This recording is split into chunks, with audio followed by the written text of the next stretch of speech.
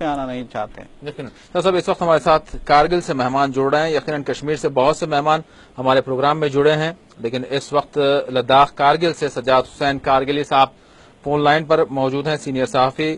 سجاد صاحب السلام علیکم. السلام علیکم.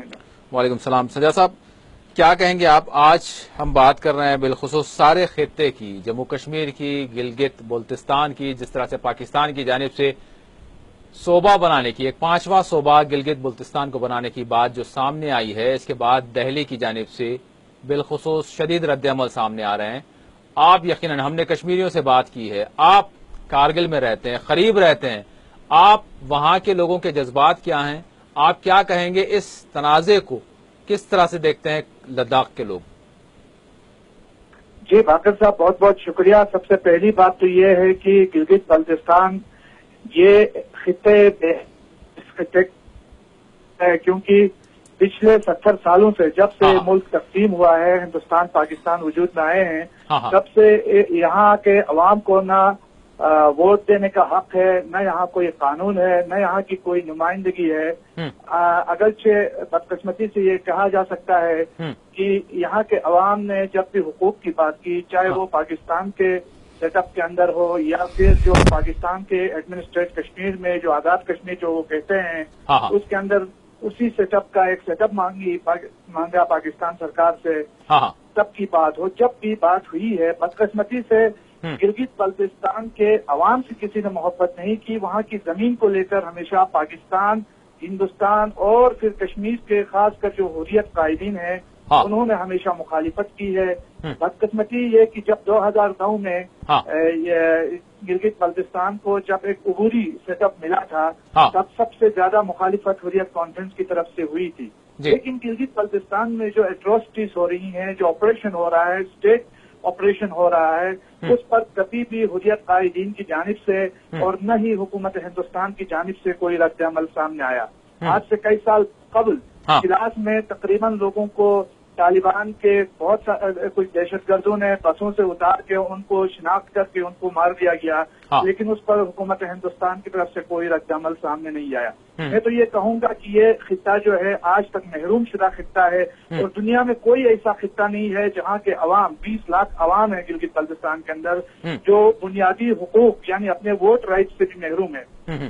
تو مجھے یہ لگتا ہے کہ یہ ایک وقت ہے جب ہندوستان، پاکستان اور کشمیری قیادت کو بھی یہ سمجھنا چاہیے کہ گلگت بلتستان کے عوام کو بھی جینے کا حق ہے، انہیں بھی باضابطہ طور پر جو ہے کچھ نہ کچھ حقوق دیے جانے چاہیے. یہ بات الگ ہے کہ گلگت بلتستان کو پاکستان نے ہمیشہ متنازع کہا ہے، اور خود پاکستان کی سرکار اور وہاں کے جو ادارے ہیں وہ ہمیشہ یہ کہتے رہے ہیں کہ گلگت بلتستان کشمیر تنازع کا حصہ ہے اور یہ مقبوضہ علاقہ ہے. لیکن سجاد صاحب یہ سب ہونے کے باوجود پھر سوال یہاں پر یہی اٹھتا ہے کہ اگر متنازع حیثیت اس کی مانی جاتی ہے، چاہے ادھر سے ہو چاہے ادھر سے ہو، لیکن اس کو حل کرنے کے لیے جو راہ نکالنی ہے وہ راہ نہیں نکل پاتی. کئی دہائیاں گزر چکی ہیں، اپنے اپنے موقف پر ہر دو ممالک اٹل ہیں، تو پھر کس طرح سے مطلب کون پہل کرے؟ یہاں پر سوال یہ ہے.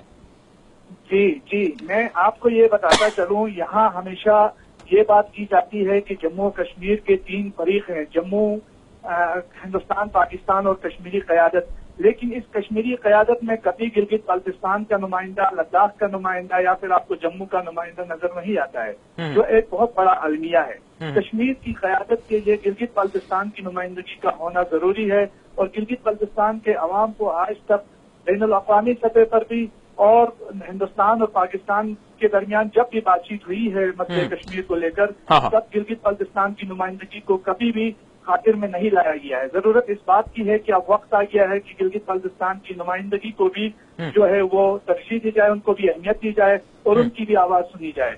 اور ایک اہم بات باقر صاحب میں یہ ضرور کہنا چاہوں گا کہ اب یہ وقت جو ہے سی پیک کا ہے. گلگت بلتستان کے عوام جو ہے CPEC, China Pakistan economic corridor کے حوالے سے حکومت پاکستان سے ہمیشہ یہ بات کہتے رہے ہیں کہ گلگت بلتستان کے باقی جو 4 صوبے ہیں جہاں سے یہ سی پیک کا جو پروجیکٹ بہت سارے انہوں نے رکھے ہیں اور یہ گزر رہا ہے، لیکن پاکستان یہ کہتا ہے کہ یہ پاکستان کے ماتھے کا جومر ہے گلگت بلتستان، اور یہ ایشیا کا اگر سوئٹزرلینڈ بنے گا. لیکن گلگت بلتستان میں کوئی بھی ایسا پروجیکٹ نہیں ہے جو یہاں کے عوام کے مفادات کو ملحوظ خاطر رکھ کر شامل کیا گیا ہو. یہ ابھی پہلے بھی کسی نے کہا تھا کہ آپ کا یہ پروگرام دیکھ رہا تھا کہ چائنا کا اس میں تھوڑا انٹرسٹ ہے, اسی وجہ سے پاکستان اب یہ سوچنے پہ مجبور ہے کہ گلگت بلتستان کو کوئی نہ کوئی اس طرح کا سیٹ اپ دے کر کے صوبہ بنا کر کے گلگت بلتستان کے عوام کو خاموش کرے. اگر دیکھا جائے تو وہاں پہ اس وقت کافی ان معاملات کو لے کر ریزنمنٹ ہے. لیکن سجاد صاحب یہاں پر سوال یہ اٹھتا ہے, اس تمام تناظر میں اگر ہم کشمیر کی صورتحال کا جائزہ لیتے ہیں, جس طرح سے آپ گلگت بلتستان کی بات کر رہے ہیں, یقیناً وہاں کی بھی صورتحال ہے, لیکن ہم یہاں کشمیر کی بات کرتے ہیں, پھر دیگر جو داخلی جو شورش ایک برپا ہے تو اس میں عام لوگوں کی جانیں جا رہی ہیں. یقیناً یہ تمام صورتحال متنازع, اس کو یقیناً مانا جاتا ہے, لیکن اس درمیان ایک جو شورش برپا ہے اس میں سوائے نقصان کے اور کچھ نہیں ہو رہا. تو یہاں پر ذمہ داری کس کی بنتی ہے کہ کون پہل کرے, کون کشادہ دلی کا مظاہرہ کرے اور کس طرح سے اس کا حل کیا جائے؟ آپ کس کو ذمہ دار سمجھتے ہیں جو کچھ ابھی تک اس مسئلے کو ایک تعطل کا مسئلہ بنا کر رکھا گیا ہے؟ ذمہ دار کون ہے؟ ذمہ داری تو ہندوستان اور پاکستان کی ذمہ داری ہے کہ اس معاملے کو تھوڑا سیریسلی لیں.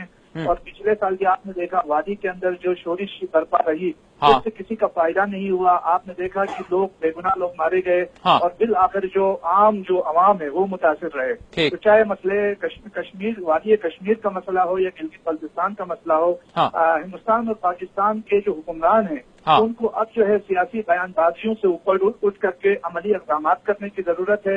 اور ہر کسی کو آن بورڈ لے کر گلگت بلتستان, لداخ, جموں کشمیر اور مظفر آباد ان 5 خطوں کے بارے میں بڑا سنجیدگی سے سوچے اور ان کے مستقبل کے لیے ایک لچکدار رویہ اپناتے ہوئے ایک بہتر جو ہے حل کی طرف ان کو جانے کی ضرورت ہے. آپ سے میں وقت کی ضرورت ہے, ورنہ یہ ایریا جو ہے یہ ایک بوائلنگ پوائنٹ بن چکا ہے. آپ کیا سمجھتے ہیں؟ یقیناً جموں کشمیر لداخ تینوں خطوں کی بات کی جاتی ہے. اگر ہم سیاسی قائدین سے بات کریں جو اقتدار میں ان سے بات کریں یا حریت کی جانب سے سوال کریں تو یہ ایک خطے کی بات کرتے ہیں اور اس کو تقسیم کرنے کو مسترد کرتے ہیں. تو میں آپ سے جاننا چاہوں گا جو کچھ کشمیر میں صورتحال ہے یا جو کچھ سرحد پار کا جو ایک تعطل کا مسئلہ ہے, اس کو لے کر اگر لداخ کی عوام یا کارگل کے جو لوگ ہیں وہ کیا اپنے آپ کو الگ تھلگ رکھنا چاہتے ہیں یا واقعی وہ بھی چاہتے ہیں کہ اس مسئلے کا حل ہو؟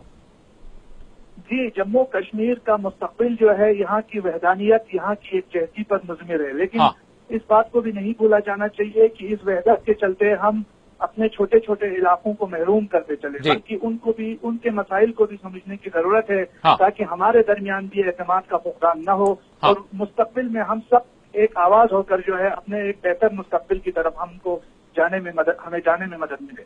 جی, بہت بہت شکریہ سجاد صاحب, آپ نے وقت دیا. جی, بہت بہت شکریہ صاحب. یقیناً جس طرح سے سجاد صاحب کا یہ کہنا ہے کہ لداخ کو گویا مطلب الگ تھلگ کر دیا گیا ہے, لیکن اور ساتھ ہی ساتھ گلگت بلتستان کی عوام کے جو اندرونی مسائل ہے وہ سامنے نہیں آتے, اس پر بات نہیں ہوتی. کیا کہیں گے؟ بالکل, دیکھیے پاکستان میں بھی تو یہی صورتحال ہے اور